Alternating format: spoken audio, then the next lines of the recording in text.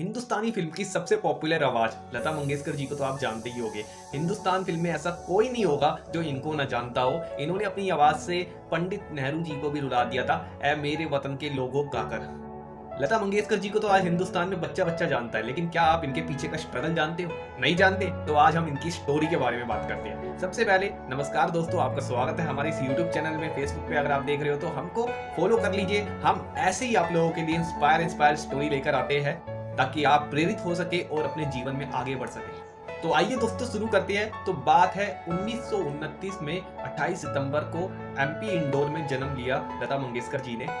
उनके पिता का नाम पंडित दीनानाथ मंगेशकर था। दोस्तों इंदौर से ये कहानी शुरू हुई। लता जी को म्यूजिक का संगीत का शौक था वो बचपन से ही था, स्कूल के समय से ही। संगीत सीखने का अभ्यास वो अपने पिता से करते थे और स्कूल में जाकर छात्रों को भी संगीत सिखाया करते थे। ऐसे ही दोस्तों ये कहानी आगे बढ़ रही थी, लेकिन जब लता जी 13 साल के थे तो उनके पिताजी की हार्ट डिसीजेस की वजह से डेथ हो गई थी और उनकी जो घर की पूरी जिम्मेदारी लता जी के ऊपर आ गई थी, क्योंकि वो अपने भाई बहनों में सबसे बड़े थे।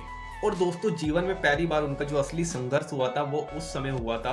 अब वो छोटे मोटे स्टेज किया करते किरदारों में आया करते थे, जिसकी वजह से वो अपना घर का खर्चा थोड़ा बहुत चला पाते थे। जब वो ऐसे ही काम मांगते थे तो उसी दौरान लता जी को ये कह दिया था कि इनकी आवाज तो बहुत ज्यादा पतली है, प्लेबैक सिंगर के बनने के लायक ही नहीं है। लता जी के उस समय गुरु थे मास्टर गुलाम हैदर, और उन्होंने मास्टर गुलाम हैदर जी ने ये दावा करा उस समय कि लता जी की जैसी आवाज पूरे हिंदुस्तान में किसी की भी नहीं है और आगे चल के बड़े बड़े डायरेक्टर हिंदुस्तान के लता जी के साथ काम करना चाहेंगे पैरों में गिरकर। और ठीक दोस्तों ऐसा ही हुआ जब उन्हें सफलता मिली 1948 में, जब उन्होंने मजबूर फिल्म का पहला गाना गाया। वो गाना पूरे हिंदुस्तान में काफी लोकप्रिय हुआ और उस गाने की वजह से बड़े बड़े हिंदुस्तान के डायरेक्टर लता जी के साथ काम करना चाहते थे, जैसे शंकर जयकृष्ण, नौशाद अली, एस.के. बर्मन, अमरनाथ, हुसन लाल जैसे बड़े बड़े डायरेक्टर्स के साथ लता जी ने काम करा और फिल्मी जगत में अपनी जगह बना ली।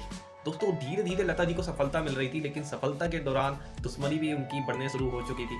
कुछ लोग थे जो उनको उठता हुआ नहीं देखना चाहते थे और 60 के दशक में उनकी बहुत ज़्यादा तबीयत खराब हो गई। जब उनके मेडिकल टेस्ट हुए और मेडिकल टेस्ट से जो रिपोर्ट्स आई वो बहुत ही ज़्यादा चुकाने वाली थी। रिपोर्ट में आया कि खाने में उनको रोज कोई थोड़ा थोड़ा जहर दे रहा है, और जब इन्वेस्टिगेशन हुई इस सब चीज़ों की तो पता लगा कि वो इंसान उनका कुक था, जो कि भागने में कामयाब हो गया था। फिर लता जी कुछ महीने के बेड रेस्ट के बाद पूरी तरह स्वस्थ हो गए और फिर संगीत के जगत में आ गए, और फिर उनका आगे बढ़ने का सफर रुका नहीं। और दोस्तों अंत में हमने क्या सीखा? मंजिलें उन्हीं को मिलती है जिनके सपनों में जान होती है, पंखों से कुछ नहीं होता, हौसलों से उड़ान होती है। दोस्तों आज लता जी हमारे बीच में नहीं है, लेकिन उनके गानों की वजह से वो हम सबको दिलों में जिंदा है। और अगर आपको ये छोटी सी वीडियो अच्छी लगी हो, उनकी कहानी के ऊपर कुछ आपको सीखने के मिला हो, तो और लोगों के साथ भी शेयर करो, बताइए उन्हें, संघर्ष की एक छोटी छोटी कहानियां दीजिए उन्हें, ताकि उनकी भी लाइफ में चेंजेस आ सके, परिवर्तन आ सके और खुद भी आप चेंज हो पाओ। थैंक यू सो मच आप सभी लोगों का।